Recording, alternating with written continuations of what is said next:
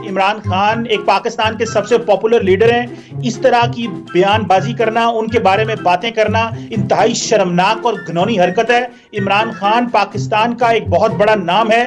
लोगों के उनके सियासी फलसफे से इख्तिलाफ हो सकता है, उनकी सियासी सोच से इख्तिलाफ हो सकता है, लेकिन उन पे हमला कर देना और उनकी जान लेना, इसकी किसी किस्म की इजाजत नहीं दी जा सकती। लेकिन आप लोगों का इतिहास रहा है जान वगैरह लेने का प्रधानमंत्रियों की, कोई पहली घटना तो है नहीं। तो आज शुरू करते हैं। ये हमें बातें ना बताएं। इंडिया के अंदर भी वजीर आजम कत्ल हुए हैं, हमें ये कहानियां ना सुनाएं। ये दो नंबरी की आप ये जो हरकतें कर रहे हैं ना कि पाकिस्तान में लड़ाई करवाने की, ये लड़ाई पाकिस्तान में ना करवाएं। पहले ही बड़े सख्त हालात हैं यहाँ पे। मामला आप अपना आपको सरकारें 5 साल चल नहीं पाती है, भारत से कहा तुलना कर रहे हैं और 2 नंबरी हरकतें। भारत को क्या करने की जरूरत है? आपको तो मुल्क की 2 नंबर है। चीमा भाई ने इतनी बात सही कही। इतिहास में अमेरिका में भी असैसिनेशन हुए हैं, हाल में जापान में हुआ, भारत में हुआ। अब इनका और पाकिस्तान में फर्क क्या है मैं बताता हूं। एक फर्क होता है पूरे इकोसिस्टम का। जहां पर कोई सेलिब्रिटी है या बड़ा लीडर है, हर कंट्री में कहीं ना कहीं असैसिनेशन हुआ है। पर पाकिस्तान से क्या फर्क है? आपने अमीश भाई कोई ऐसा मुल्क देखा है जहां पर 5 पावर सेंटर हो? 5 अभी बता देता हूं, एग्जैजरेट नहीं कर रहा। पाकिस्तान की गवर्नमेंट एक पावर सेंटर, पाकिस्तान की आर्मी दूसरा पावर सेंटर, आर्मी के अंदर आईएसआई अलग पावर सेंटर, पाकिस्तान के मौलाना अलग पावर सेंटर और नॉन स्टेट एक्टर्स एक अलग पावर सेंटर। पाकिस्तान एक ऐसा वाहिद मुल्क है जहां पर 5 पावर सेंटर हैं। और अपनी बात खत्म करूंगा, अगर इमरान खान वहां पर रैली कर रहे हैं तो हमारे भारत में भी एक रैली हो रही है। भारत जोड़ो राहुल गांधी कर रहे हैं। दोनों रैलियों का माहौल मिलाकर देख लीजिए, दोनों रैलियों में खतरा मिलाकर देख लीजिए, फर्क पता चल जाएगा कि कौन सा कैसा देश है। ये बड़ी अच्छी बात कही आप। क्या इमरान खान यही चाहते थे, यही अराजक स्थिति बन जाए पाकिस्तान के अंदर? वो चाहते हूं या ना चाहते हूं, अगर समझदार थे तो वो यही चाहते थे। अगर डफर जैसे मैं उनको कहता हूं हिम द डिम, तो he is unsuitable to be a leader of any political party. इस शख्स ने, जिसने जिंदगी में किताब नहीं पढ़ी कभी, कोई इतना डफर है, इसने कोई अकल नहीं है। यार आपने इधर पाकिस्तान में क्या इस तरह का इतना सीरियस वाकया, ये ताजा तस्वीरें देखिए कमर चीमा, ये देखिए, ये लॉलेसनेस है पाकिस्तान के अंदर। आप देखिए सिचुएशन कैसी हो गई है पाकिस्तान के अंदर। लोग सड़कों पे आ गए हैं, आगजनी हो रही है और उसके अलावा भगदड़ मची हुई है। परिस्थितियां बहुत खराब हो गई है, परिस्थितियां बहुत खराब है इस समय पाकिस्तान के अंदर।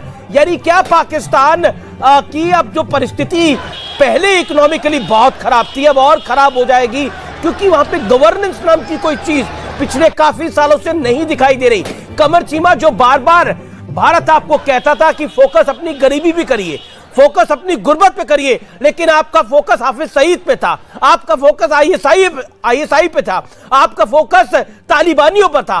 देखिए क्या हश्र हो गया है। जिस चीज को आप डिफेंड करते थे, आज वही चीज आपको मार रही है, समाप्त कर रही है, खत्म कर रही है।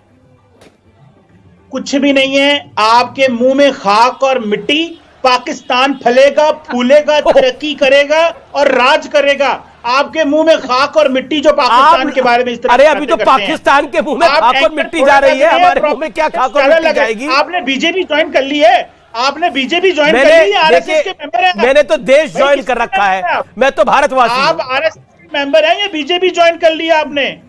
रिजवान अहमद, आप बीजेपी ज्वाइन कर लिए, आप एंकर तो लगते नहीं है मुझे। आप पहले आप एंकर हुआ करते थे। सारा इंडिया बीजेपी में मिल गया क्या भाई? सारा इंडिया बीजेपी का। तारक बीजेपी से बड़ा खौफ है आप लोगों को, बीजेपी से बड़ा खौफ है आप लोगों को। कैसे कैसे लोग रहते हैं यार यहाँ पर। जैसा मैंने अपनी बाइट के शुरू में बोला था इस प्रोग्राम के, अरे अब आप इन लोगों को समझा नहीं सकते। मिट्टी डाल रहे हैं मुंह पर, ये तो आप इन लोगों को समझा नहीं सकते। अपनी बर्बादी से अगर इनको कल को समझ में आ जाए तो अल्लाह का शुक्र है, मौला का शुक्र है। लेकिन हालात ऐसे हैं, जो आपने नाम लिए कि इन्होंने यहां फोकस किया, वहां फोकस किया। एक चीज आप शायद भूल गए, ये जो पाकिस्तान आज बर्बाद हो रहा है, ये शायद कश्मीर के चक्कर में हो रहा है। जो इन्होंने पूरी अपनी फॉरेन पॉलिसी को कश्मीर पर डिपेंडेंट कर दिया, कश्मीरियों को मरवाया, पीओके के कश्मीरियों को मरवाया, भारत के कश्मीरियों को मरवाया, बांग्लादेशी मुसलमानों को मरवाया, वहां बलात्कार किए, ब्लैक फ्राइडे में इन्होंने पैलेस्टीनियों को जॉर्डन में मरवाया।